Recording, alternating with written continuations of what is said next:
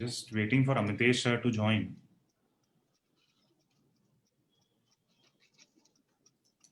My name has changed to Hitesh Doshi. I'm not as eminent as Hitesh. So you can rename, sir.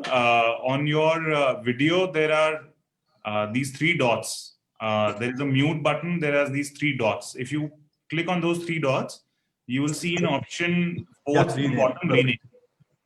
Perfect. Even I can rename. Yeah.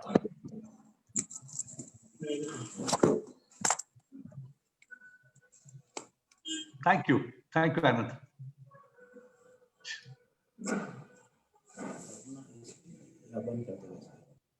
Just give us a couple of minutes, please.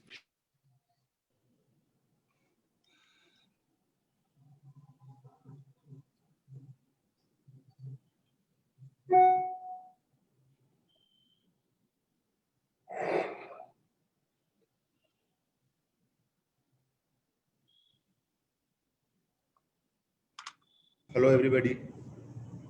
This is Sanjeev from Borosil Renewables, Bharuch. जी नमस्कार. कैसे हैं sir आप? आपसे मैं मिला हूँ. जी. Thank you. Thanks for joining.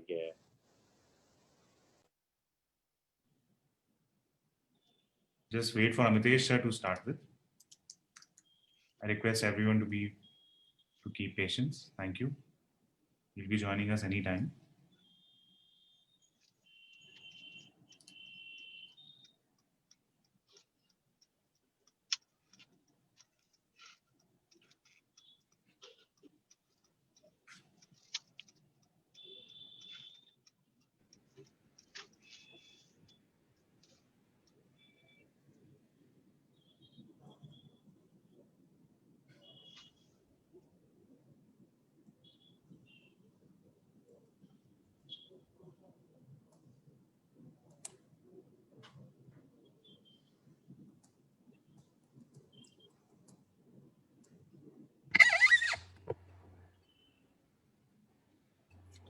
Good afternoon Hitesh ji, Anand, Parag ji. Good afternoon Gautam ji, कैसे हैं?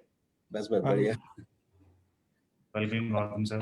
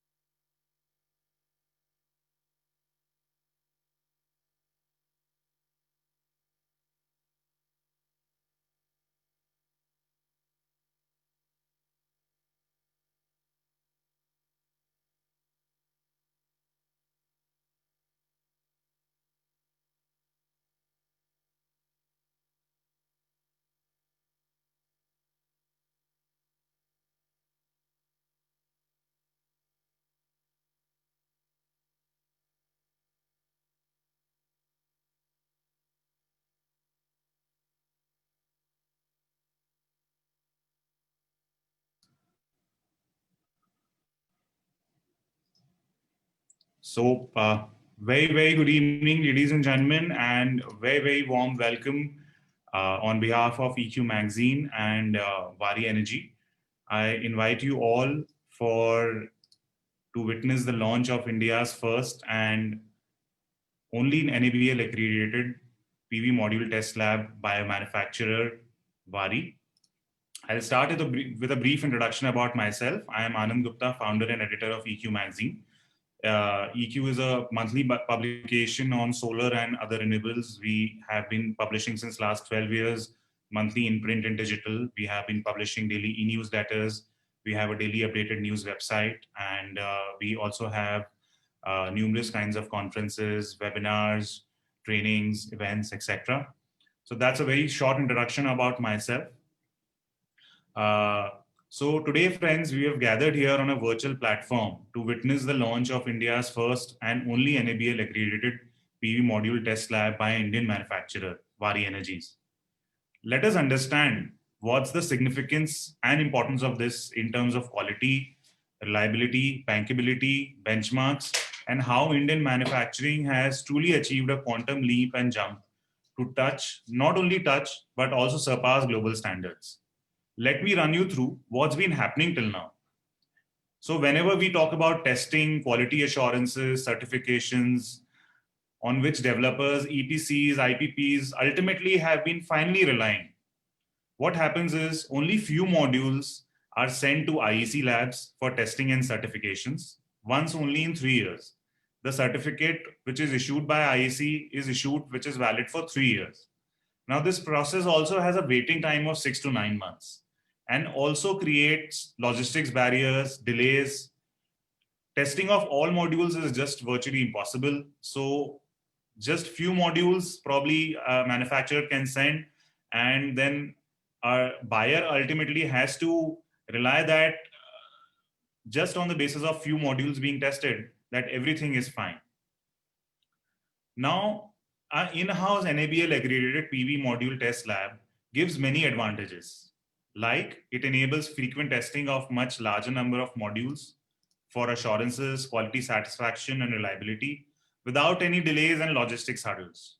Biggest advantage for developers, EPCs, IPPs, system integrators, installers is that when they appoint third-party independent auditors who go to the module manufacturing facility for various testing and assurances before the procurement happens, can now this in-house lab very conveniently co-located at the manufacturing facility of Vari, and they doesn't need to just rely on IEC certificate, which were obtained once only in 3 years, just on the basis of few modules being tested with all the time lags and problems.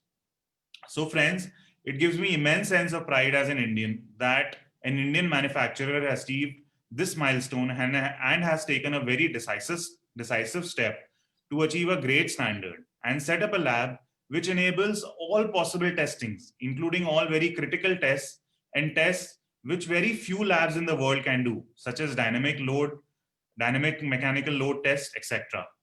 It is extremely important in a world wherein panels increasingly become a commodity and sold at a price point. This is definitely a historical day for Indian PV manufacturing. Ladies and gentlemen, let's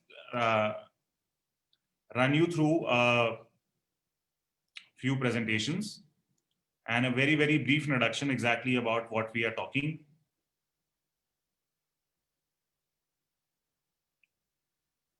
So we all know our India's oldest and the #1 module manufacturing company, Vari, but let us have a quick glance that the group has more than 32 years of industry experience with around 2 gigawatt of module manufacturing capacity.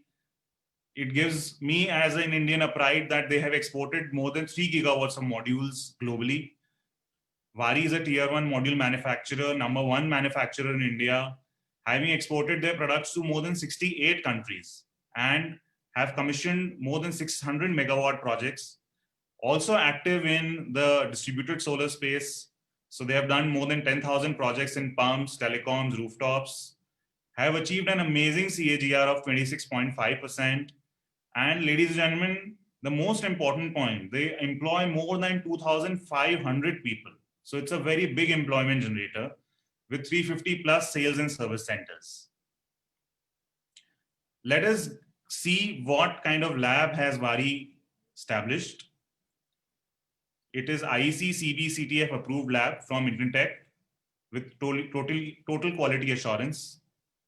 It's IEC CB-CTF certified state-of-art laboratory for reliability testing and certification. Here are the list of tests. So as we can see, more than 30 kind of tests, and so possibly all kind of possible tests on modules to be sure about their quality, reliability can be seen here. And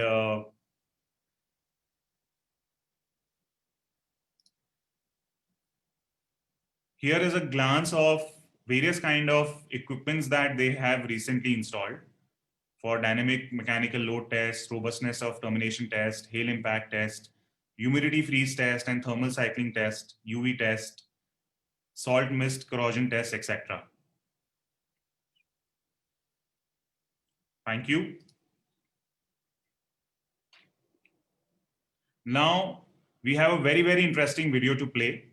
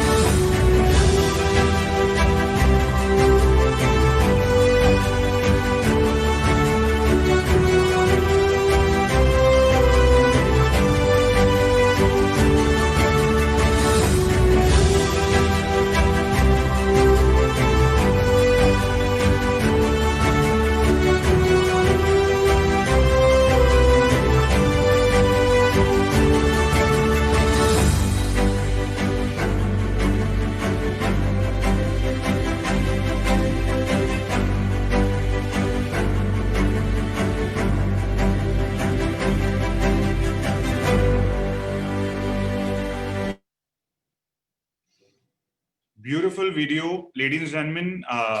Extremely interestingly, the way Vari has shown and given us the virtual tour of the entire state-of-the-art manufacturing, the testing facility. What I would also love to say is that this mega revolution of clean energy towards clean energy was started with a vision and mission by various governments, including India, was basically done to make India's energy self-reliant, to provide a sustainable source of energy, to reduce our dependence on foreign imports. No doubt, solar has turned into a miracle in terms of quality, in terms of the technology and the pricing curves. And I'm sure that we all agree that solar is going to be the main source of energy in times to come, and has the potential to 100% provide 100% power, along with energy storage and many upcoming technologies. But as also a matter of fact, we are also largely import dependent. Though we have achieved Atmanirbharta in terms of, we are on that path of achieving Atmanirbharta when we are installing solar power plants. But ladies and gentlemen, it will be really great if Indian manufacturing, the way it has been grown by the leaders of this community in India, if we can achieve this milestone as well. So that is definitely a dream for all of us as Indians. With these thoughts, I warmly welcome all the distinguished panelists and all the attendees, all the speakers on this virtual platform today. Unfortunately, Amitesh Sinha sir gave his confirmation, but due to some last minute engagement could not join us. But I warmly welcome Mr. Ranjit Gupta, CEO Azure Power, Dr. Hitesh Doshi, Chairman, Vari Group, Shri Rohit Modi ji, President, Country Head India, SB Energy, Mr. Parag Sharma, Founder and CEO of O2 Power. We also thank Parag sir to agree to moderate this session for us.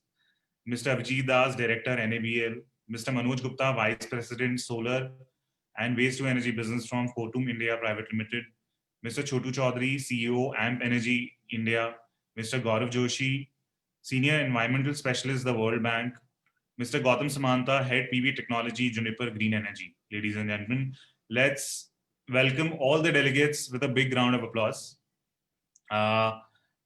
Without wasting any much of our time, I will now request, before handing over to our moderator, I'll like to invite Dr. Hitesh Doshi sir to say a few words on this occasion, please. Thank you very much, RNG and your entire team.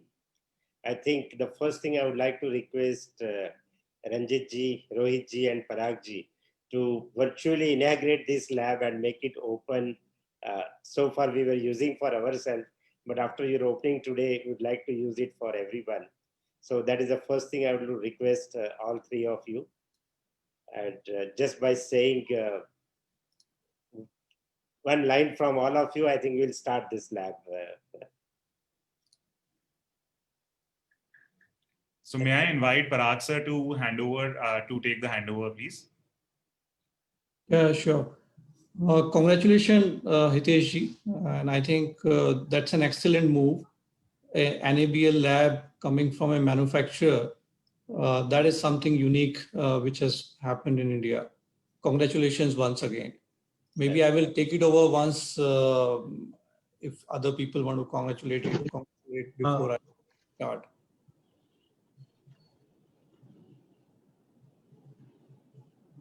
Rohit, you want to? Ranjit, go ahead. Oh, congratulations, Hitesh ji. This is one of the many firsts from Vari, and the government, as everyone knows, has an ambitious plan for manufacturing capabilities in India, and we are hopeful that Vari will be one of the leaders. And quality of modules, bankability of modules, is one of the key aspects so it's not just about manufacturing, but it's more about quality. And the fact that you have taken the initiative to set up this lab demonstrates Vari's commitment to quality. And this is really a great move. And congratulations once again to you and to your team. Thank you, Ranjit ji. You know, Hitesh ji, this is, as Ranjit has said, and as the whole country would say, this is yet another pioneering and path-breaking initiative from Wari and Mr. Hitesh Doshi. You know, you have been my teacher. When I got into solar about 5-6 years ago, I did not know a word about solar. And literally, first things I learned were from you. So, you know, I was just looking at the title. Your title was One with the Sun. You know, I would be very proud one day when we can say the one under the sun, that you are the one. Okay, so all the very best. Thank you. Thank you very much, sir, all of three, for coming and inaugurating this lab. And this will really, this has given a lot of encouragement. Your presence, your kind words, and always a motivation to us. This personally, this is a very good motivation to me also. Because end of the day, when you sleep, you want to be sure that your customers are happy and whatever you are making, that product is good. And this is purely in that line that we get a good sleep. So whatever we are making is good, and we are happy with that. And our plan is to increase the facility. This is a just start, what we started now. But overall plan is to make this a very large facility, bring a lot of more additional equipments, and that is already in process. I would like to thank before Parag ji takes over the session, I would like to thank entire audience who has joined us today on Facebook as well as on this Zoom. The team who has worked, you know, the NABL accreditation takes at least 6 to 8 months time and various processes you have to follow. So the entire team at our factory under the leadership of Jignesh Rathod and Mukul Harane, who has taken this, our dream, into the reality. And the customers who has visited all our factories, they have been telling us what we should do and what we should not. So thank you very much for this support and encouraging us by all your attendance. Without wasting more time, I would like to request speakers to take over, and please, thank you. No, thanks. Can I say one thing with your permission? You know, I was looking at the video, and Hitesh ji, you know, this video, if you had put the subtitles in German or in Chinese, one would have thought this lab was a German lab or a Chinese lab. And maybe you should have changed that, the technical person who was moving around, maybe if he was a Chinese or German, to look completely like a German or Chinese. Just on a lighter side, I just want to mention this to you. But really, really proud of you, Hitesh, and the country. Thank you, Rohit. Thanks. Yeah. Thanks, Hitesh ji. So I will just take the role as a moderator of this session. And just to begin my initial thoughts, and then I will start with some questions to Rohit ji. My understanding is that all the stakeholders are now ready for this transition, which was long awaited, which is that we should start buying modules from India. Right now, as we all know, we have been buying 90% plus modules from China. The whole industry is waiting for the levy of BCD, which will act as a trigger point. Hopefully, it should be done this month or next month. That is what the industry expectation is. But yes, having said that, all of us wants this transition to be smooth. Module manufacturer, everybody wants to make sure that in this transition period, nobody gets disappointed. So in this background, let me start the session, and Rohit's couple of questions from you. One is that you as a developer, one of the India's leading solar developers, how are you planning this transition? Let's say if tomorrow BCD gets levied, now for the future tenders, you will have to plan for procuring modules from India, or even if you are procuring from outside India, you have to consider a BCD on that. What exactly is your plan? How are you planning this transition? You know, Parag, great question. And, you know, I will just take you back a little bit in history 5 years ago, when SoftBank, along with Foxconn and Bharti, set up the venture. It was a venture with 75% SoftBank, 10% Foxconn, and 15% Bharti. The whole idea was to set up a 10 gigawatt manufacturing facility in India. In fact, I know SoftBank and my earlier chairman, Mr. Manoj Kohli, worked very personally and tirelessly with the PMO to do the manufacturing link policy and the whole incentive. Now, unfortunately, the policy which came I do not think will make in India happen. Let me tell you, this is my personal comment.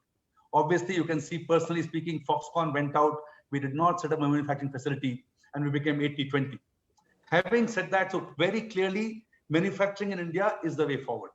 If you're doing 10, 12, 15 gigawatts per annum, maybe 20 gigawatts per annum, we want to go from 90 gigawatts today to, let us say, 450 or 350 gigawatts in 10 years' time.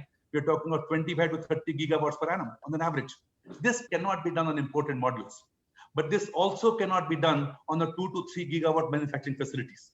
You do not have scale, you will not have price competitiveness, you will have technological obsolescence. So you know, that's one part of. So obviously we will shift. We have wanted to shift. We will keep looking when is the right time to do that. That's my one answer from manufacturing, international imports to domestic. That is the way forward, without a doubt. But for current policies, do not enable that to happen. BCD will never make it happen. You asked me a second question, which was on BCD. Okay, you were referring to BCD. Let's look at it. You know, you and I have both been developers for a long time today, and Ranjit is here. When we wanted to promote renewables, country introduced a GBI, a generation-based incentive. If we want to enforce manufacturing, it should be a production-linked incentive.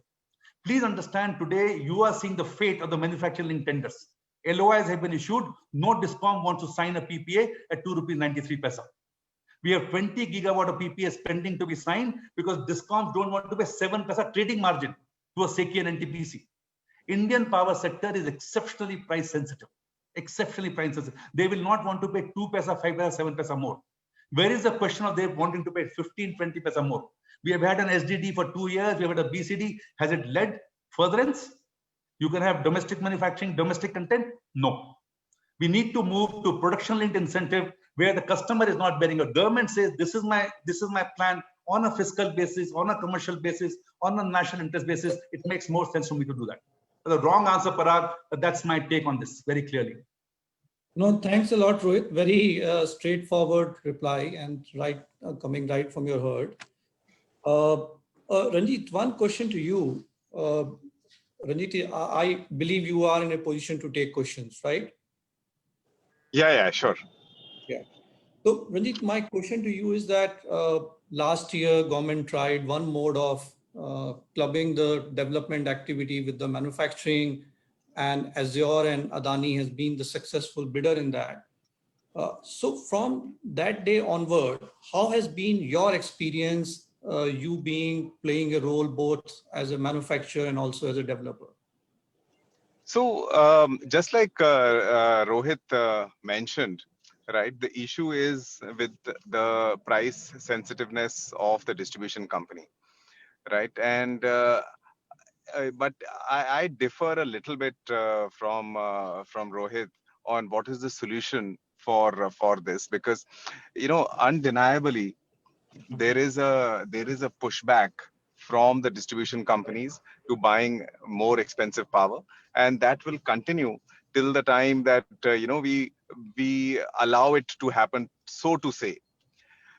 The fact is that at the end of the day, if we want to make manufacturing competitive, it is not a 1-year process or a 2-year process, and neither is that GBI kind of a thing perhaps fiscally possible today because of the amounts involved. When we were doing GBI at that time, the allocations were very small, 1,000 crores, 1,500 crores kind of allocations, whereas today we are talking about doing 20,000-30,000 megawatts a year, and like Rohit rightly mentioned, with 2 or 3 gigawatt capacities we can never be competitive. That means we are looking at 10,000-20,000 megawatt capacities, and in India trying to do 20,000, 25,000, 30,000 megawatts a year, which means that the fiscal expense of fiscal cost or fiscal burden of giving a generation based incentive will be too heavy for the central government to bear. And that is where I believe that at the end of the day, the tariff has to be borne by the consumer. And if you look at it from the perspective of the Indian sector, the Indian energy sector, over, if you look at the number of units that the sector is consuming in a given year, and you look at for 30,000 megawatts or 40,000 megawatts or 50,000 megawatts of solar capacity, if we look at as to what will be the incremental impact of that capacity on the tariff to the end consumer, it comes to less than 1 paisa. Right. So assuming that because of manufacturing, your tariffs are going to go up by 10% or 15%, and then that 10%, 15% means 25, 30 paisa extra per unit of electricity has to be borne by the consumer for 50,000 megawatts of solar, right? Because it will take at least 30, 40, 50,000 megawatts of production by various manufacturers before the manufacturers can become competitive. So therefore, the impact is less than 1 paisa. So I think there is somewhere a need for the government, the distribution companies, and the central government, and the Ministry of New and Renewable Energy, and Ministry of Power, and the Minister of Power to work together to try and convince the states that finally this burden has to be paid by the paying consumer. The distribution companies being unwilling to buy power at 2 rupees 60 paisa or 2 rupees 70 paisa is an anomaly. I mean, these prices are much lower than their APPC pricing. What is the reason? The only reason is because they hear that, oh, there has been a tender for 2 rupees 30 paisa or 2 rupees 20 paisa or 2 rupees 10 paisa, or in the Middle East you can get power for 1 rupee 50 paisa. That is what drives this problem, right? Otherwise, to buy power at 2 rupees 60 when their APPC is 3 rupees 50, or new build thermal is at 5 rupees, it doesn't make any difference. It doesn't make any sense for the distribution companies to resist. So we have to make the consumer pay. We cannot make the government pay for everything, and the only way to make the consumer pay is either through a manufacturing link tender or a DCR tender like the CPSU, which both do not fall afoul of the WTO requirements. That is my opinion. Yeah. No, thanks, Ranjit. Very different perspective. Hitesh, just to close the loop, because you are one of the major stakeholders in this. You already have substantial manufacturing capacity, and you have announced further to that expansion on that capacity. So is it subject to that whole new investment? Is it subject to your manufacturing PPAs getting signed, or is it subject to BCD getting levied? So in general, is the manufacturing industry in India for modules and the cells investing right now, or are they waiting for the policy clarity on these parts? Thank you, Pragya. I think it's like in between today, because we have already done a half shave, I will say. The orders have gone for the machineries, the land and building is under construction. But coming back to the differentiation, as you know better, and all the developers, Indian manufacturers, due to the size, due to the entire value chain, the Chinese are there from the polysilicon or hydropower plant for the polysilicon manufacturing as a captive power generation till the modules. And they start with 10 or 20 gigawatt. Here we start with 1 or 2 gigawatt. At Waaree level probably will be 5 gigawatt. But still we are nowhere competitive because of many, many reasons. So if there is no level playing field in India, or there is no proper protection, no manufacturer or no investor would like to put the money in the manufacturing. So even any developer who wants to come today or who wants to invest with us or without us, for them also this manufacturing is not viable. So rightly Rohitji said, or Ranjitji said, that we need to make sure that investor gets a minimum return on their investment in manufacturing, which is not there today. So as a company, since we have been very, very confident, we have gone ahead with the equipment ordering for 3 gigawatt additional construction and other things. But looking to last 2 months, now last two and 3 months, I will say that most of the manufacturers in India are running below 25% or 50% of their capacity, except some DCR orders. So in such scenario, we are in between. If next 1.5 months the policies are not coming, probably we'll stay where we are today, and we'll wait for clarity further. Right.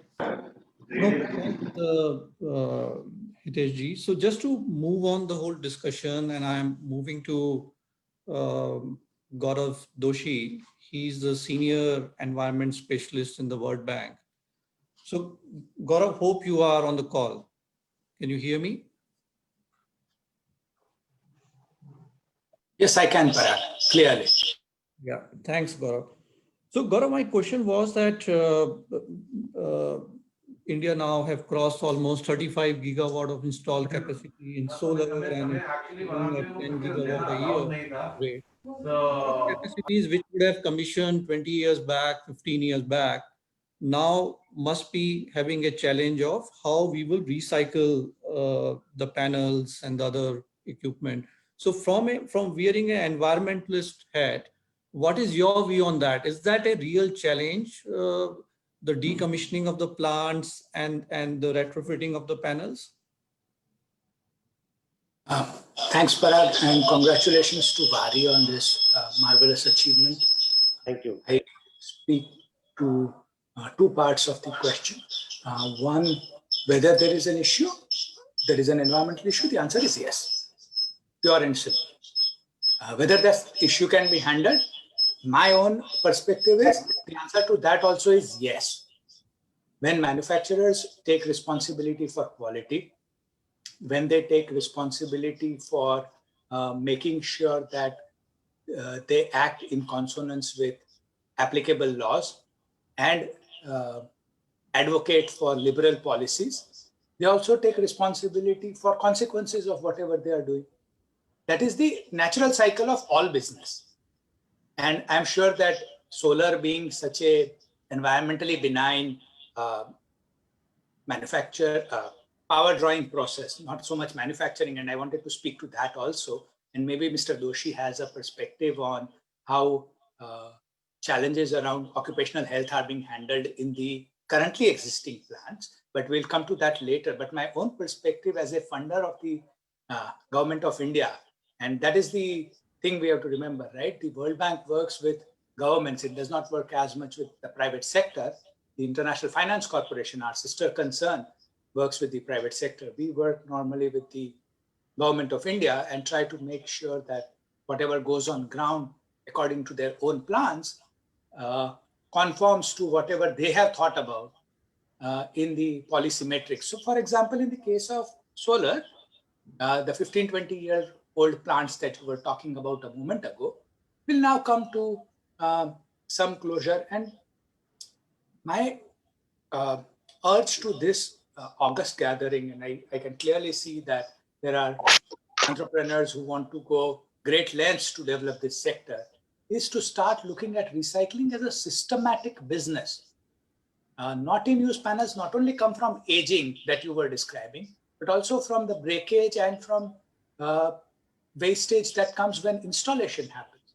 So if we start catching value, then maybe this business of getting profitable outcomes increases if we take the full value chain, or let us say cradle to cradle, from the start of the manufacture using whatever, polysilicon or cadmium or whichever way we are going to manufacture, and make sure that we are taking back that material which is not in use, makes financial sense, makes environmental sense, puts us at par with the world. And then not only for India, we can become the benchmark for the world. And Mr. Doshi was being complimented, and I don't know Solar Labs, so I'm just taking the impression that Mr. Modi created at face value. If it looks like a German lab, if it looks like a Chinese lab, why shouldn't we be thinking about ambitious exports to other countries? I know Pari has exported, but there may be other manufacturers waiting in the wings who can go out and manufacture and look at recycling or take back options. Currently, the developers of projects are unable to conform to the best practice in the world. Nobody will be able to match the EU directive here unless the government comes up with something. So what we are trying to do is to work on this particular aspect that you mentioned. Look at these aging panels. Look at those panels which are not in use. Come up with something which is applicable for India, where it makes sense in our conditions to either allow for safe disposal in a TSDF, which is a hazardous waste site, or develop a business of recycling. Not throwing it to Africa because it is out of use, but recycling so that we get the material. And it has many advantages, right? It makes supplies more secure. It makes business sense. When 2,000 people are employed by Waaree just on manufacturing, there may be another line of jobs that may come up. And so it has multiple advantages when we look at the process from cradle to cradle, that is to say holistically. And that is what I would urge all these stalwarts of the industry as it grapples with situation that it has not faced before, that is decelerated demand, to see where it can start picking up valuable nuggets. And those are coming up. These megawatts that you are describing, which will go out of service, will need to be removed from that place, replaced with new panels. So there is things coming up on the horizon. And I would urge all the panelists as well as to the participants here to Right, think about Gaurav, this. very well Stop. taken. I think very good message for all of us, specifically the developers in the panel. I will just move on. And my next question is to Mr. Chotu Chaudhary. He is the CEO of AMP Energy. And Chotu, pleasure having you here. My specific question is related to the whole transition from import of modules to now moving to buying modules from India. And this is more relevant for a company like AMP Energy, who is both into open access and also into utility scale PPAs. So for open access projects where typically there will not be any change in law clause in your PPAs, how will you really handle this situation if tomorrow BCD gets levied? Are you normally protected in the PPAs, or this whole open access business is really facing this challenge? Thank you, Parag sir. Thank you, Parag sir, and congratulations to Mr. Doshi. Such a fantastic lab they are building, first time in India. So, and congratulations to the entire Waaree team. So, Parag sir, okay, I got your question. So, I will reframe this answer into 2 or 3 different ways. Actually, I connected through mobile because I am traveling to the site. So, I am not in my laptop. So, I will not open my video. So, yes. So, there are 2 things, because when you are talking about the CNI and utility, CNI, basically we have the lead time for the commissioning, so only 6 to 8 months, right? So timeline is very, very less, only 6 to 8 months. And for that, at least the development work, it will take around minimum 3 to 4 months. So you have remaining 3 to 4 months only.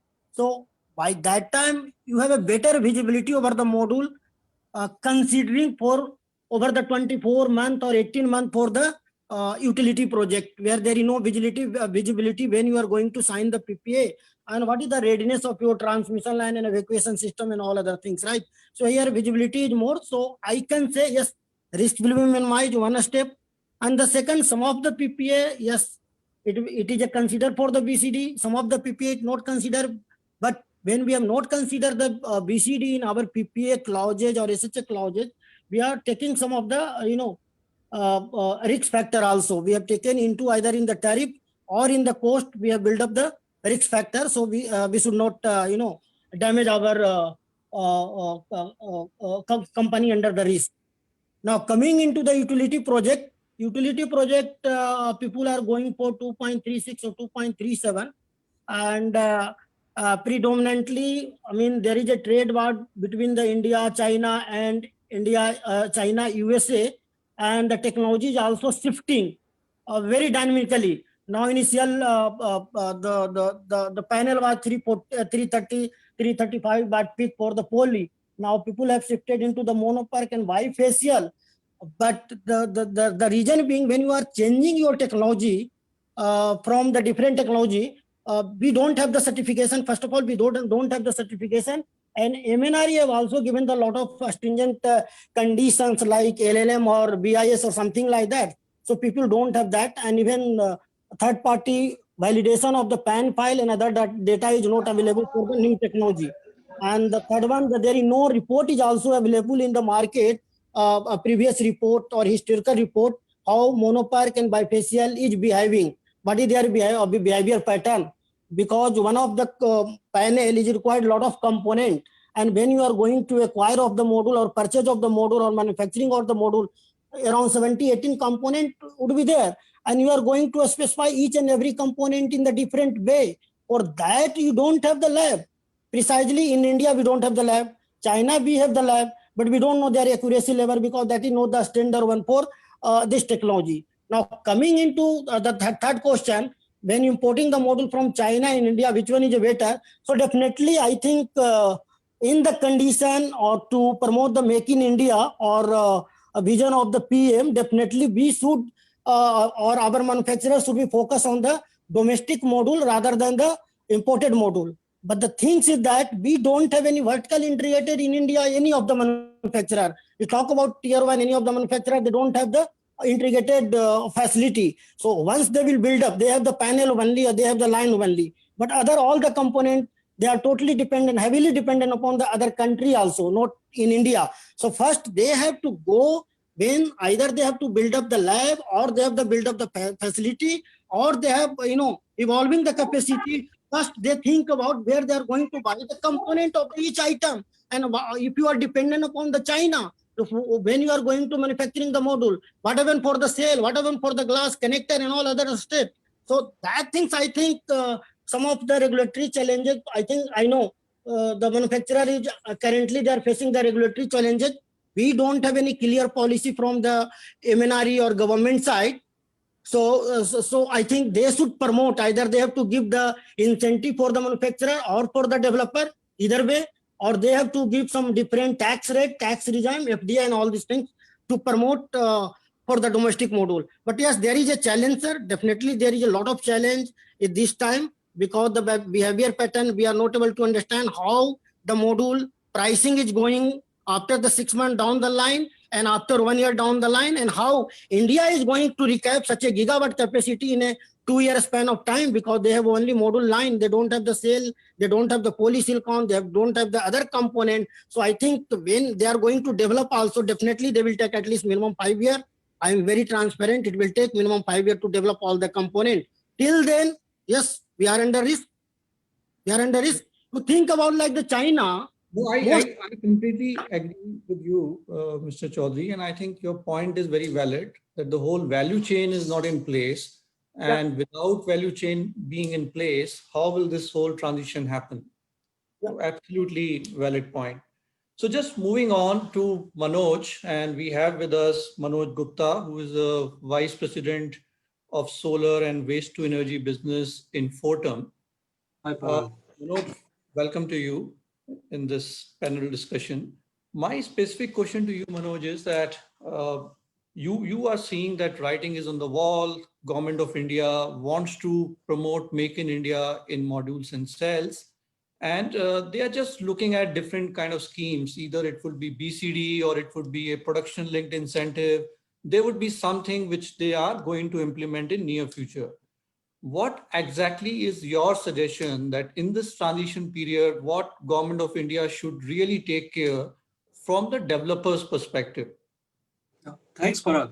It's a wonderful question. So first of all, congratulations, Doshi ji. So I know you for last 10 years. So we started career in solar sector altogether. So congratulations. Thank you, sir. Yeah.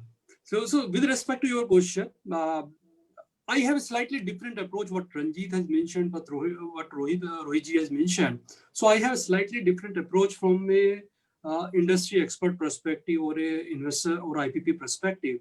My thought is to a developer or to develop an industry, IPP industry, we should have one price per module. Whether I am importing from China, I am importing from another country, or I am buying from Indian market. I should have one price only. There should not be any BCD, there should not be any safeguard duty, there should not be anything. Because how it will help to the industry to grow. Like we are discussing in earlier discussion also, Chotu ji has also mentioned for let's say open access project or let's say rooftop project, because they always suffer with all these kind of change in law. So if there will be one price to the industry, then whether it is a rooftop, whether it is open access, whether it is a utility, I think no one is going to getting suffered because of change in law. But to support the manufacturer, what I believe is all kind of support, whether it is a manufacturing linked incentive or any kind of financial support, should directly go from government to the manufacturing industry.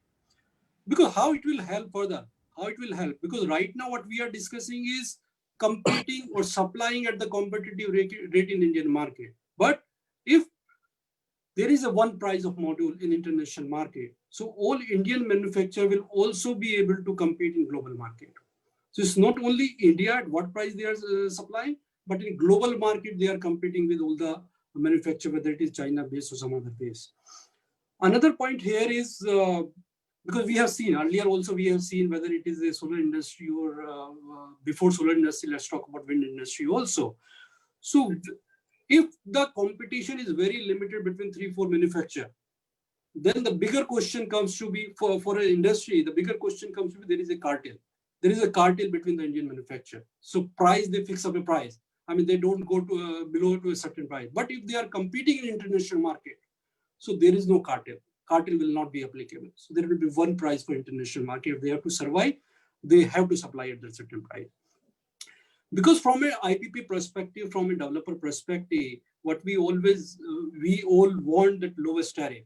Because if there is no lowest tariff, then DISCOM is not going to sign the PPA. We are not going to get the PPA, PSA signed. We are not going to get the private equity. We are not going to get the debt. So all those questions comes, and you and we all, everybody knows that how much we are suffering because of change in law, how much we are suffering because of the safeguard duty, how much we are going to suffer because of BCD also, because we all are going to court, we are all going to CRC, how much they are going to accept our proposal, when we are going to get compensation, no one knows. So the only solution for this is there should be one price of the module, and whatever support is to be given directly to the manufacturer. Thanks, Manoj. Thanks for being very precise. Now I move to Mr. Gautam Samant. He's head PV technology in Juniper Green Energy. Gautamji, my question to you is that the whole discussion of today is that there is a new NABL lab being set up by Waaree. So in this background, in your experience, how many times you would have gone in the past to a Indian NABL lab, or was it most of the time you getting the modules certified from a lab outside India, which used to be typically China? And what relevance do you see of this new lab in today's context and going forward as more domestic modules will be purchased from that? Thank you, Paragji. First of all, I congratulate Waaree, Hiteshji, and also the entire Waaree team. Fortunately, before us giving the answer of your questions, I was audited Waaree Energies. Exactly the precise date is 7th and 8th of May in 2014 as an EDF auditor. So I know that what is the quality they are manufacturing, and in fact, in the first audit there was some observations, and in the month of October, Waaree was the second module supplier in India. The number one was somebody else. I don't want to name that one. So I'm proud that the entire quality team, including Mukul, and then Parminder, and Jignesh and everybody, they have worked hard, and I was working as a mentor, to how to qualify, the EDF is a very, very tough job. Anyway, coming back to the questions, So NABL accreditations, I have gone in a lab like one lab which is called the NICE, NIAC. Earlier it was named of Solar Energy Center. But NICE is not doing any kind of the regular test, but earlier we used to do. In the early 90s, when there was some DOT project, so we used to have, the module which has to be qualified, something like 40 watt, at 16.4 volt, But unfortunately, with the time, with the technology change and all, it was not enough to handle the certain quality standards as well as module site change, right? So it was, and also it is a long waiting time, Therefore, this NABL accreditations, the lab, which has one of the best state of an art, in a sense, like, it has got equipped with all 61215, the crystalline silicons, the testing, the equipment and its standards, right? So far, whatever we are buying the materials, we are buying from China, and there is a quality contract in the legal agreement on the module sales contract. So what we do actually, we appoint a third party, and this third party do the 24/7 the inspections in the factory, the inline inspections, and then there is a pre-dispatch inspections, which before they randomly pick up from the production, and also send another the international laboratory check some quality parameters, and a very quick check in a sense like it takes them 7 to 8 days. I mean, what is the kind of the pattern of the degradations as per the technical contract. So, and then after that it is the shipment is happening.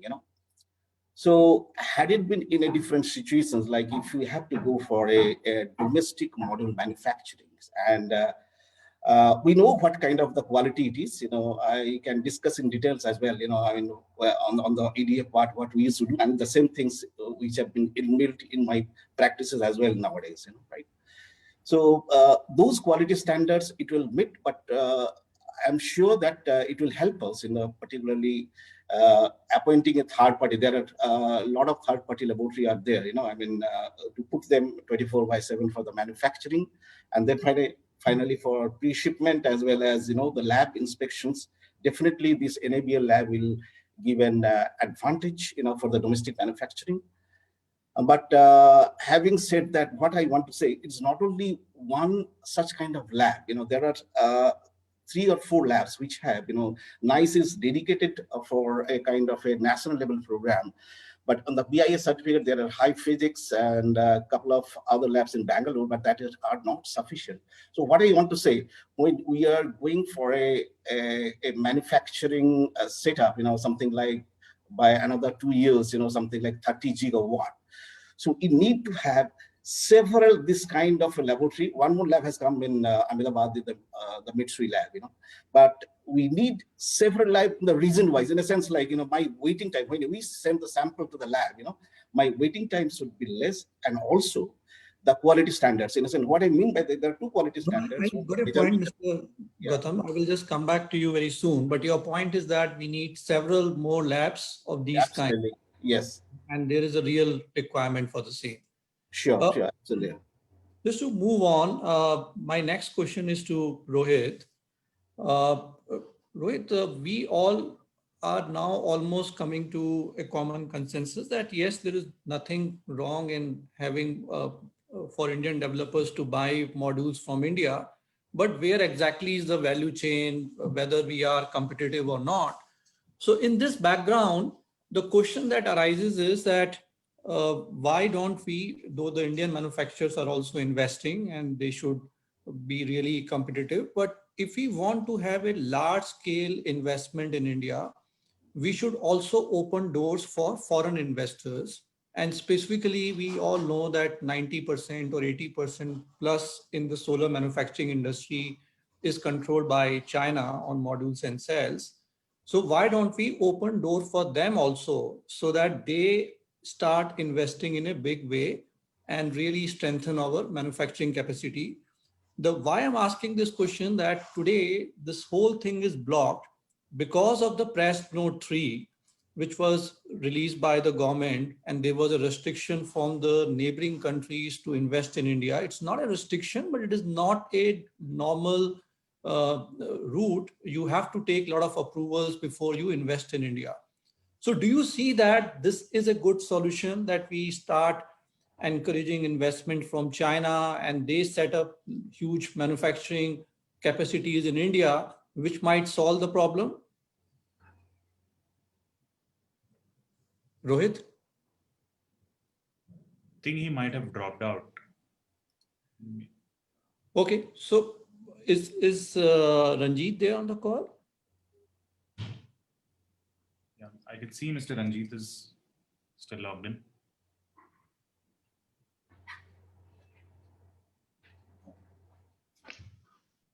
Yeah, I'm there. So, Ranjit, should I repeat my question, or? Yeah, no, just the gist of it. Yeah, my question, Ranjit, was that we are facing a problem that industry wants to move to India, but they also believe, the developers also believe, there's not significant manufacturing capacity in India. So in this environment, why don't we promote both the things, the domestic manufacturers to invest more and expand their capacity, and also open doors to the neighboring countries, specifically China, and they have been the leader in this sector. Let them allow to invest more and more in India, and don't put these restrictions of press note 3 on their investments in India. No, but I think issue is the policy structure, right? I mean, unless and until you have a policy structure, which Doshi Saab mentioned about a level playing field, the foreign manufacturers will not put in manufacturing capacity in India. And we, there have been discussions that have been held even for our manufacturing tender, for example, when we had discussed with several companies, right? They are all looking for policy support, because the difference between between manufacturing in India and manufacturing outside of India, or like say basically manufacturing in China, is significant. So how do they in the long run expect to sell their see, again, it's the same thing like Rohit is talking about a GPI, or like Manoj is talking about that the module pricing should be the same and the rest has to be paid by the government. Where is the money? Right, the money is not with the government. I mean, when we are, this the scheme which the CPSE scheme itself, where there is a 70 lakh rupee per megawatt VGF, it's tens of thousands of crores for setting up 10,000 megawatts, right? I mean, 10,000 megawatts capacity has to be set up, and you're looking at 70 lakh rupees a megawatt to be paid for that capacity. So. My question obviously was that once the government takes the step of, let's say, levying 40% BCD, that too for a pretty substantial period, so there is a certainty of having 40% BCD, I think the doubt in the minds of the developer is that even if it is done, then is Indian manufacturers will be able to cater to the requirement that India has. So obviously you are right. There has to be some protection to whoever is manufacturing in India. But after that, do you think that there has to be an easing out of press note 3, which is currently restricting the Chinese companies? I think what we need to do, ideally, the situation would be that only Indian manufacturers manufacture in India. And I believe that there will be enough capacities set up by Indian manufacturers, and that there'll be enough Indian entrepreneurs if the policy is clear and in favor of manufacturing in India. But I also agree with you that the government needs to wait for 4 to 6 months once the policy comes out, and if they don't see enough movement or enough initiative from the Indian entrepreneurs, because you're right, at the end of the day, 30,000, 40,000 megawatts. I mean, if we are planning to do 30,000 megawatts of installation, that means 45,000 megawatts of DC capacity, right? And at the moment, as far as the large players are concerned, there are probably 3 or 4 large players. So can they ramp up to 45,000 megawatts quickly, or will you need, because even for 45,000 megawatts, you need 4,500 crores of equity infusion just for the manufacturing capacity to come up, and that's a significant number, right? I mean, and this is a low number. Actually, the number which one is told is closer to 10,000 megawatts or 45,000 megawatts capacity of equity requirement, right? So it's not straightforward that Indian entrepreneurs will be able to shell out 10,000 crores of equity in 1 year or 1.5 years to set up 45,000 megawatts of capacity. So you will need to attract foreign capital. Otherwise, it will be difficult for us to reach at the level of 45,000 megawatts, because the idea of making India a hub is not only to cater to our own capacity, right? This is just the ground mount capacity that we are talking about, 30,000. Apart from the ground mount, there is rooftop, there is water pumps, there is street lights, there is also export to other parts of the world. So there is a lot of work ahead. If the policy framework is right, then that the government should not only give an impetus to the Indian entrepreneurs, but also attract foreign players. There is enough for everyone to do. Right. No, thanks, Sanjeev. Thanks for your point. Hiteshji, one question to you, and I'm moving back to the NABL lab which you have just set up. So my understanding is that India has maybe around 7 BIS and NABL certified lab, and maybe perhaps more of NABL labs. So what's your next step? So are you going to get the BIS certification also very soon? So just to know what exactly is the next steps after opening up this lab. I think this is a just start, the long way to go, and a lot of certification capabilities to get developed here. A lot of more and more equipments, because what is the difference between the PV lab and other labs? Here, once you put the panels inside the chamber, depends on the test, that chamber is blocked for that time. And that time may be 1 month, 3 months, or if it is extended, much, much longer. So in such case, we need to have the multiple number of chambers apart from the increasing the testing capabilities or increasing the more and more national, international certification. We already started working on some more international certification, and probably next 3 months we should have them. So whole idea is to create good testing facilities, not only for Wari, for anyone who wants to use it in a large scale. And like Gautamji said, that the waiting time should have been reduced. So all that goals will be there, and probably next 1.5 year, we'll realize all these goals, because all the expansion, everything is already in process. All right. And you will be soon applying for the BIS certification also for the lab? Yes, we do. Right. No, thanks, thanks, Hiteshji.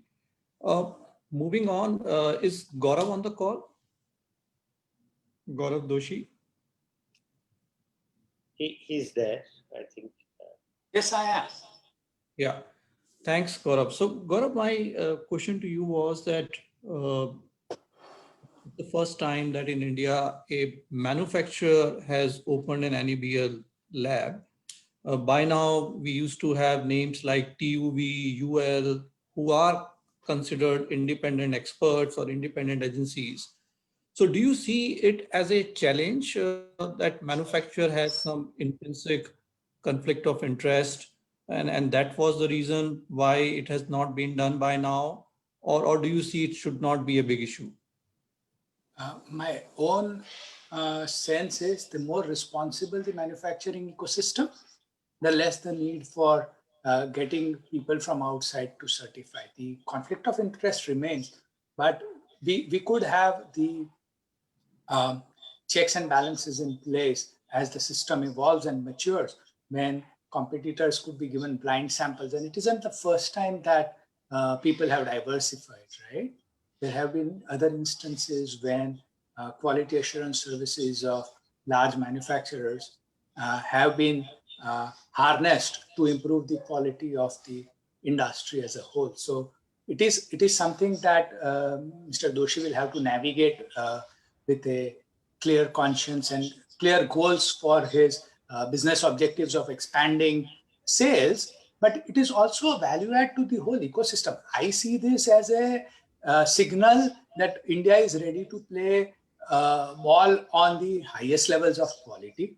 I also see it as a signal to the world saying, look, we will develop the highest quality standard testing that is possible, and our modules will come to that. So if we are looking at to become a player where things can be thrown at us, then it is good to have sufficient shields. And I think quality is a great shield. The pricing point, as India grows and incomes start rising again, will all shift, but the focus on quality will not. As we go on to manufacturing in a big way, we will need to assure ourselves from not only from perspective of giving a good price point, but also getting to, okay, these are our impacts, this is what we are taking back, and therefore this is the price we are commanding. And that, we can say, is the next step for us to evolve as this slowing demand starts rising. And it is going to be time. Let us not make any bones about it. the rise in the demand is going to take time because it is a shock like no other that the system has felt. Now is the time to take cognizance of this and start developing for the next phase of growth. What will we need? I think Mr. Doshi is on the right track. I think somebody was mentioning on the chat that there are other laboratories. Planning to make them up to... Sorry? No, I Somebody think was... you carry on. Somebody just. Yeah, so that was my second point, that this is the time to keep our equipment and staging points for the next phase of growth. Because India is not going to, the chicken will not stop hatching, right? The eggs have been dropped, there will be hatching, there will be more chicken, and electricity will be consumed. No, got it, Gaurav. So basically your point is that sufficient mechanism can be built in so that a manufacturer... And it is the right time to build them. That is my second point. Not only can we build it, Right. it is the time to build them now so that we don't falter on the conflict of interest issue. Let me stop here. Exactly. Thanks, Gaurav. Moving to Chodu Chau. To you, you have recently bid in the utility scale projects also and won some projects. And hopefully you will carry on with this exercise. And once you win a bid after the notification of BCD, then obviously you have to plan for what is the best way to procure modules. Whether you will buy cells and then toll it in India, or whether you will procure even the cells from India. So any thoughts on that? What exactly have you planned? Sir, I think there is a lot of combination we are working. So yes, we have a plan. Because a lot of combination we are working how to optimize the cost. So you are right. Either we have to procure the sale, or we can tie up with some of the local manufacturer, and then we can go ahead. But actually, we have just made the strategy and we have not announced it actually. So yes, we have in mind, and whatever we have got the tariff like 2.37, and we'll target to achieve. Yes. So see what happened actually currently. I mean, maybe your COD something like the December 2021. So still we have more than 1 year time.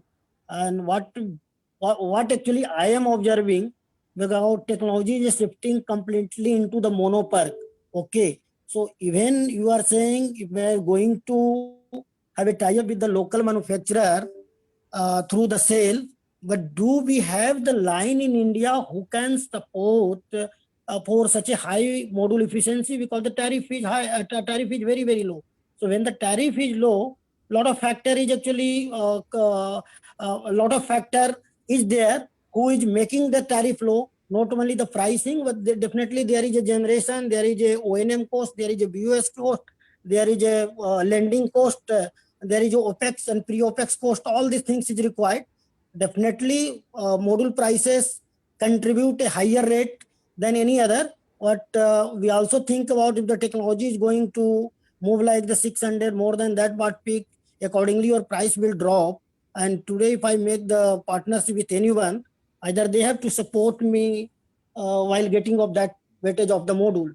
So still we are under discussion with a lot of manufacturer in India and outside India also, and we are thinking how we are going to make the strategy to make the tariff viable. So I think government should also consider the change in law because nobody, I think most of the people that don't anticipated like the BCD something like that. So government should consider one side, because the DISCOM is saying ki I will not buy the power for the higher rate. We need minimum rate. And second, government is saying no, we will import the BCD and SGD. So this will not work. Government should come in one side. Either they have to import or take the higher rate of the prices, or they have to I think making the change in law and go down the tariff. So one side it is going to be worked out. So still under discussion, sir. We have not yet announced, but definitely we have in mind, and definitely we are going to do that strategy. It's a very large forum, so I cannot disclose all. Right. Thanks, Chotu. Manojji, one question for you. So we all have been hearing a lot about what government is doing to promote Make in India. right from things like levying up to 40% BCD. There are some news item which also talks about production linked incentives. And you know that even something is happening on the ALMM side also. So what do you think is going to happen? And if you can give your view on what exactly will happen over the next couple of months? Yeah, it's I think it's a difficult question, because what is going to happen, first of all, I think we are waiting when BCD will be announced and how many bids it is going to cover. Even if government has already announced, once the BCD will be announced, so whatever will happen after that, BCD will be applicable, not for the bids which has happened before that. But the bigger question again comes to be because of equity contribution, because BCD will go under change in law, because government is not giving any mechanism of grandfathering approach or any kind of compensation or any kind of tariff formula. All those are discussion, because we all know that if there will be some formula, then it has to be approved by the regulators. So if it has to be approved by the regulator, then the regulator is never going to agree on the extra tariff. So that is for sure, because it is driven by the state regulator, and ultimately the money has to come from the state discom. So that challenge is going to be happen. So the only thing is, I think some part of the money, at least from my perspective, at least 10% of the project cost we should keep as a risk mitigation cost. We should factor it. I mean, I'm not saying that we are going to get a impact of 10% of the costs or 10% of the return which we have envisaged at the time of bidding, but 10% of the money as a project cost has to be kept as a margin money to support if any BCD come, to support if safeguard duty get further extension after one year. I'm sure after 3 years it will not be, but I think 10% of extra money has to be kept for compensation or to support any kind of change in law. So that is one parameter which is going to happen. And then second is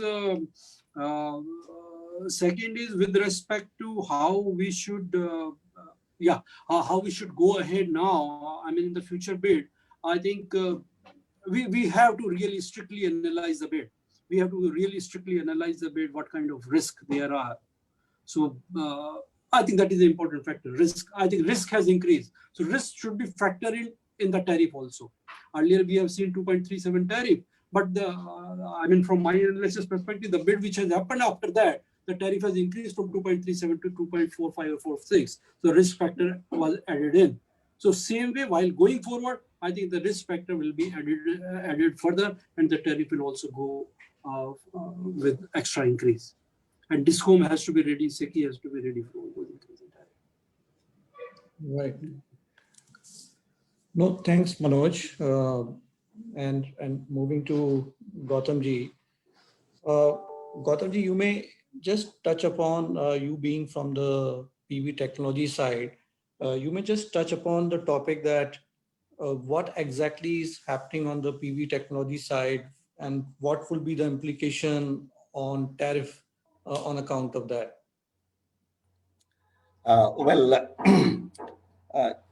So I will divide into two parts. One is the backward integration side, which is on the before the module, BOM, and etc. And then the second one is the forward integrations on the developer's point of view. Now, if you look into the polysilicon cost, $6.50, and then what we do is we grow the crystals. Nowadays is a monocrystalline material. And then after that, the wafering, and after waferings with the G1 wafer, 158.75, the cost is something like 30 cents. And if we make the modules, but what I'm talking about, something like 2 to 3 gigawatt capacity, right? And there is a capital investment, obviously, in case of wafering, as well as in the cell. Cell is something like the $50 million, including the capacity. So if we take into the conversion cost, and with this efficiency like that, 20.6%, so each cell will produce something like 5.2 watt, and the conversion cost something like 2.6 cent, then in that case, the silicon cost is coming something like 6.5 cents, and then if we add 2.5 cents and 9 cents, and then there is a energy cost, overhead cost. So like that, and then the depreciation, and then your interest cost. So something like we can get the $10, 10 cents, these things, solar cell per watt. So in the module, without any kind of the duty I'm talking about, right? So something like the module BOM materials, which is something like the 6 cents, something like 16 cents. And there is a capital investment, overhead expenditure, the power. There is an what is a selling? You can give them some sort of a margin of 1 to 2 cents. So we can get with the bifacial cell something like the 20 cents. So there is a different model that it works, something, if we take into the like 20 cents, the bifacial, the glass I'm talking about, though today the glass is a very, very high cost, something like glass cost is something like the $4 per square meter, but today it is something like $8 per square meter, So it is a momentary, these things, maybe next quarter it will be going down. So taking into this considerations of your the module with the bifacial, with the PARC technology, if we take into our as a developers, with the value engineering, what I mean by the value engineering is that, compared to the fixed tilt, if we go for a single axis tracker, so what we can do, first of all, we can get more energy from the albedo. There are two factors. One is the albedo, and another is that, because of the single axis tracker, so we can generate another 20% of the power output from the rear side. But in that case, there is a little capital investment around 3 to 4% more in the cost. So what will happen? And then after that, as you know, the temperature coefficient for take into the account, like the PARC cells has 0.35 millivolt per square centimeter per cell. We take into the account in the previous simulations. And then the other thing is that in your financial analysis, we take into the considerations about the performance of the modules. In a sense, like the first year is a 2% degradations, and subsequent year is 0.45 degradation. So in the 25 years, we see 87% of your overall power, which is coming as an the power output, but cumulatively compared to previous 1 year, 2 year back in the poly cells, it's much better. So taking into all these considerations, and if the installations happen in a good irradiation zones, something like Gujarat, Andhra, Telangana, or Rajasthan, or MP, where if the generations is something like minimum the baseline in the fixed tilt like 4.5 units per day, and yearly is something like the 1650 units. So if we go for these things, with the single axis trackers and with the investment, I believe we can get a much better number, which has been already won in the reverse bidding on 30th of June. So that's the model is, right, without any kind of these things, the taxes levied. But there is one factor that on the capital investment, particularly on the project, the interest rate, not the 10%, it has to be something like 3.8 to 4%. So that's my model. No, thanks, Gautam. So I will just start with some of the questions which have been listed down in the chat box. One of the questions have been asked is on WTO. And the question is that if government levies BCD, then isn't that it will be, it will get stuck under WTO. So Ranjit, I request you to take that. Would you be comfortable answering this point?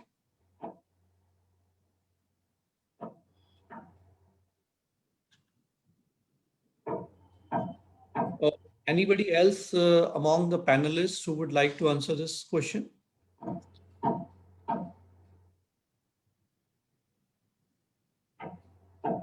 Yeah, I think it is stuck in the WTO. That's how it is delayed. Already stuck. So your point is that why it is late is only because Ministry of Finance or government is trying to resolve this issue. So that's your point, right? Exactly.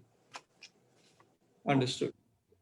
The other question which is coming out of the chat box, and this is Hiteshji for you. The question asked is that what is the total investment in the lab and how many panels can be checked simultaneously? Someone factory can give the answer for the number of panels, because some chambers takes 20 panels, some takes 4. So or dynamic load type can take only 1 panel. So I can give the rough estimate of approximately maybe 100 panels at a time. On an investment side, we started, this is a phase 1. The total our plan is around 25 crore rupees on this project. Right. I think these were largely the couple of questions that I could dig out from the chat box.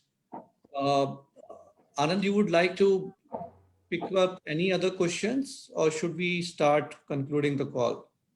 I have two suggestions from my side. I'll love to invite the panelists to take a view. So as this launch of a lab definitely marks a very important milestone in terms of quality standards to be improved and quality satisfaction and etc. So in terms of, once we achieve the quality standards and the pickup of modules starts taking place, and probably that is also can be because there has been various other routes which government has been trying and failing through tariff and non-tariff barriers. But what I think Waaree has done is, kind of improving the quality standards, which improves the uptake of modules. And finally, probably that could be a route of scaling up the manufacturing size, capacities, achieving economies of scale. So I think one line from all the panelists we can have about the importance of quality and how far it can help Indian manufacturers compete and be accepted by developers. Sure. Maybe we can start with Gaurav Doshi.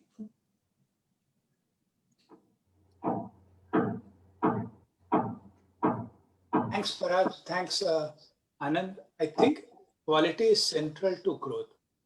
We can have all we want, but if we don't get the quality of the equation right, the price point in the favor of manufacturing, which is coming late compared to China taking 90%, the place where we can compete will be quality. If we are able to prove to the world that we are providing high quality modules, then it is going to be a much better place to compete, because on price, 90 to the rest of the world being 10, and of that India being a percentage, never is going to be an equation that we will be able to solve given the difference between the size of the market and our consumption.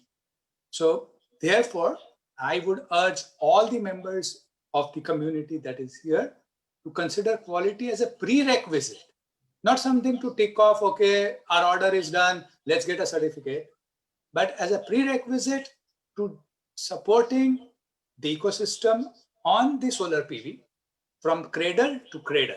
So let me stop here. Yeah, thanks, Gaurav. Chotu Chaudhary, you would like to say something on that? Nothing. I think whatever the Waaree has brought in India, I think if somebody has to set up the manufacturing unit or just scale up the module and cell line, then definitely there is a lot of NABL lab is required and testing is required. So because at least more than 100 testing when you are going to manufacture the module, lot of, I think more than 100 testing is required. So I request all the manufacturer, first of all, they have to brought a standard a testing facility in the manufacturing unit itself. So we should not totally depend upon the third party, because third party, they require a lot of money for doing the testing, and there is a transportation and other issue would be there, and report will also come after sometimes, right? And I also request of the manufacturer, at least they have to bring the testing for the component wise, because that thing is missing. And I think Mr.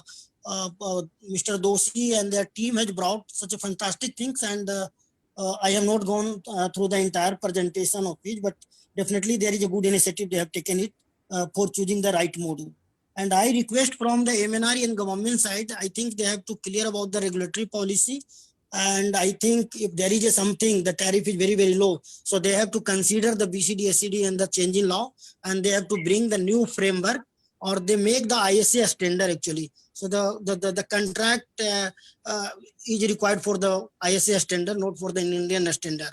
And I also request if something it will consider in the dollar rate for the PPA, that would be the great help, because that is one risk we are always perceiving and nobody is anticipating how the dollar exchange fluctuation is happening each and every time. So module is one factor, the cost either increase or decrease, but other factor is exchange rate also going predominantly ups and down.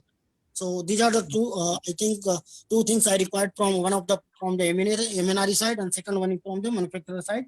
Definitely we have a huge capacity, and I encourage all the manufacturers, they have to scale up their capacity, and the capacity should be the higher efficiency of the module, not for the lower efficiency. Thank you. Sure. Manoj, you want to say something about the importance of quality of module? Yeah, maybe a little bit on this. So there is because we already have more than 30 gigawatt of commissioned solar plant. So there is a quality benchmark definitely.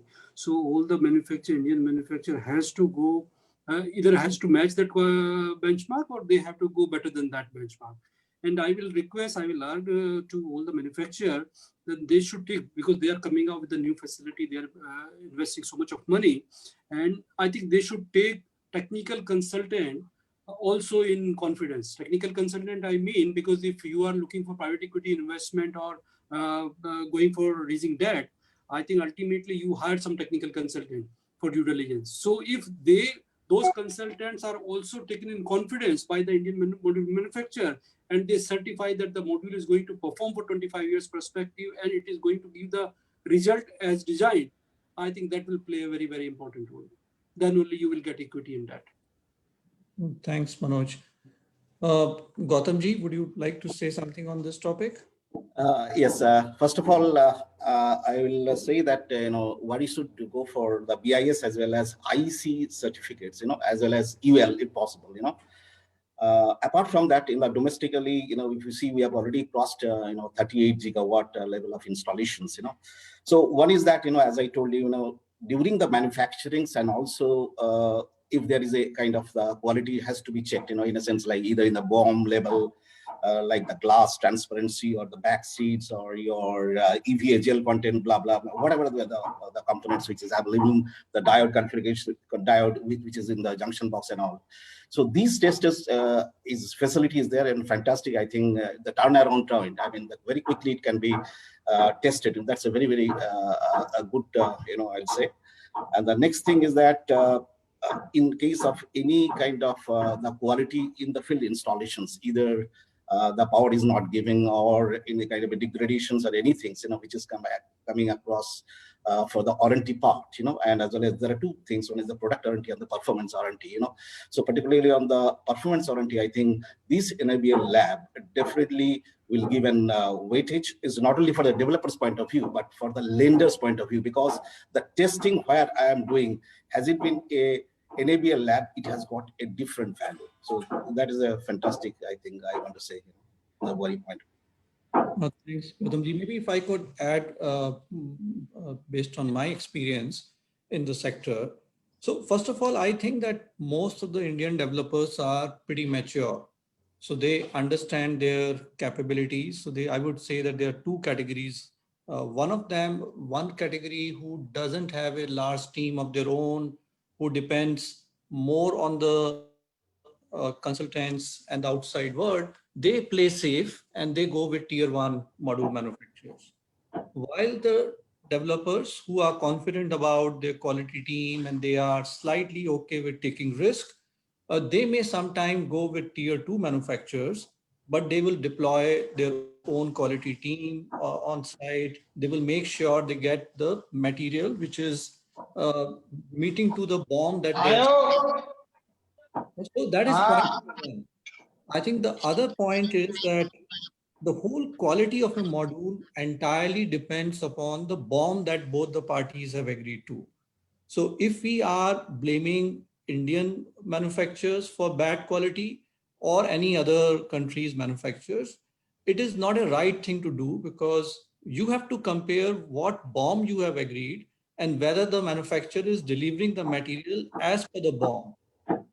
If you wanted a lower cost module and on the day one you agreed to a lower grade BOM, then you can't say that it is the manufacturer's problem. It is largely a problem which should have been envisaged from the day one.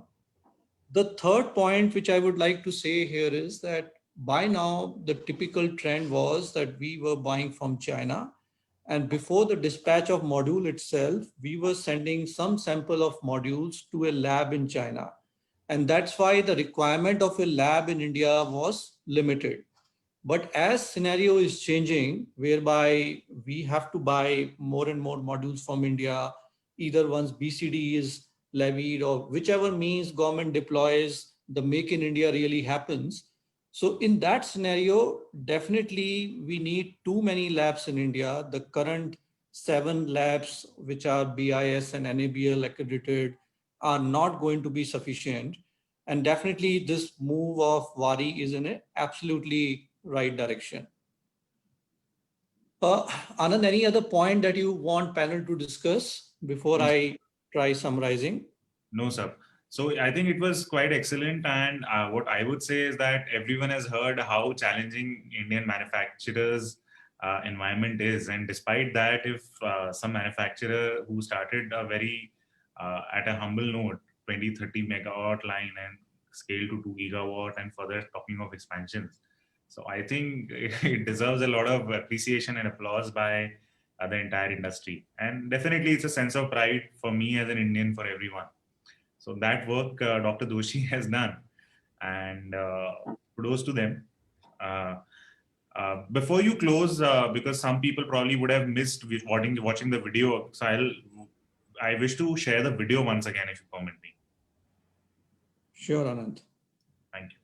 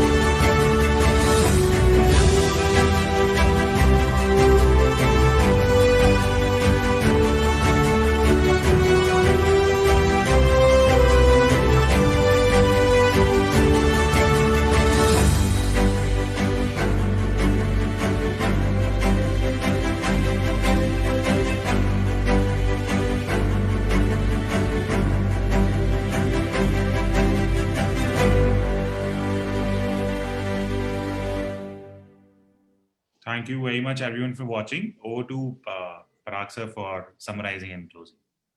Thank you. Thanks, Anand, and thanks everyone for patient listening. I would just summarize in 3 points. I think we all agreed that Government of India has decided to promote Make in India, and it's just a matter of time.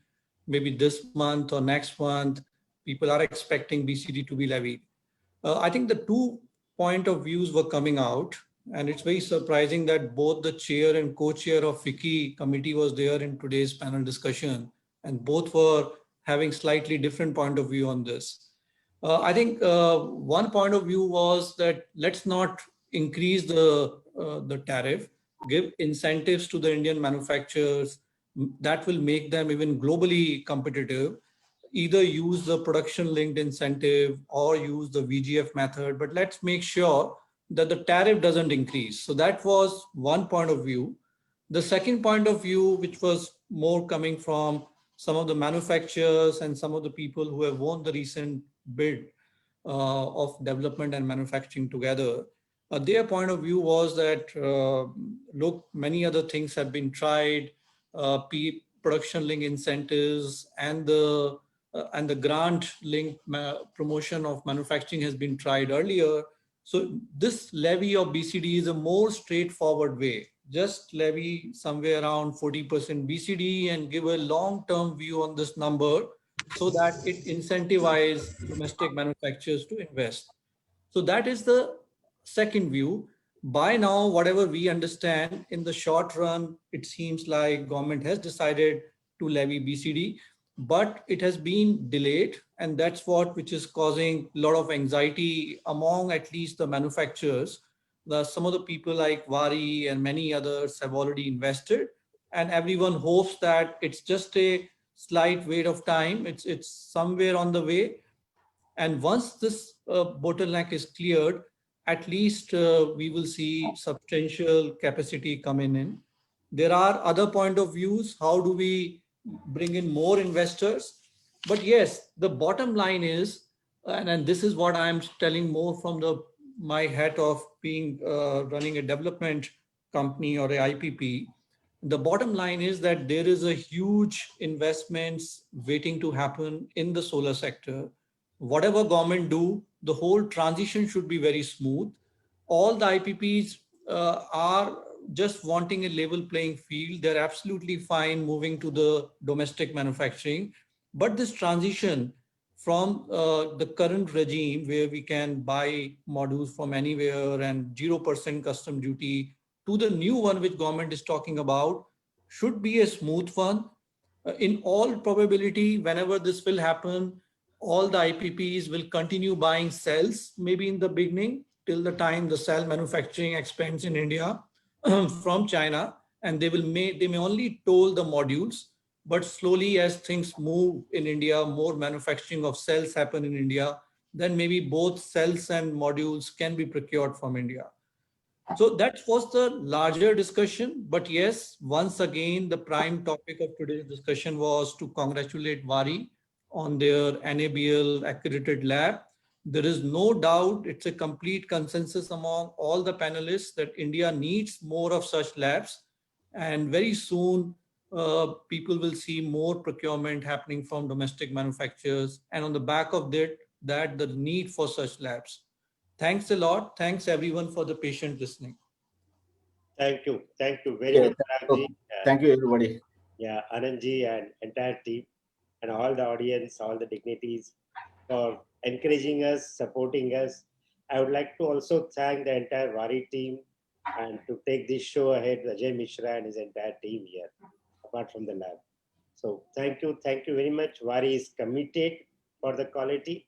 Wari is committed, and that is what I heard, that the center of the growth.